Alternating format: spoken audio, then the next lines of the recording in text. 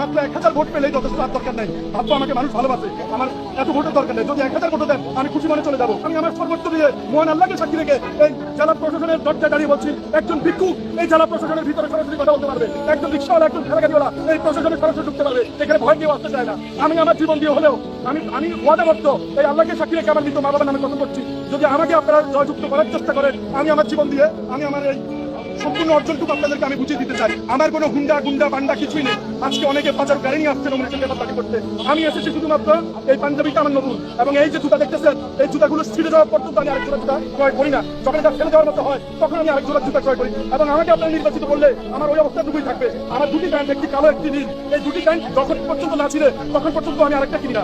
আমার কোনো ধরনের বিলাসিতার সুযোগ নেই। যারা দুয়ার খুলে ঘুমাতে চান দয়া করে একটু সুযোগ দিন আমাকে। আমি কথা দিয়ে যাচ্ছি আপনারা দরজা খুলে ঘুমাতে পারবেন। কোনো দলীয় নেতা কর্মী চাঁদাবাজ আপনাদের কাছে যাবে না। আর মাত্র অল্প কয়টা দিন আছে। 12 তারিখ আপনারা রাতে 500 টাকা খাইয়ে তাকে ভোটটা মারি দিবেন। তারা সারা বছর কষ্ট দিবে, তারা সারা বছর আপনাদেরকে জাহান্নামের আগুনে জ্বলাবে।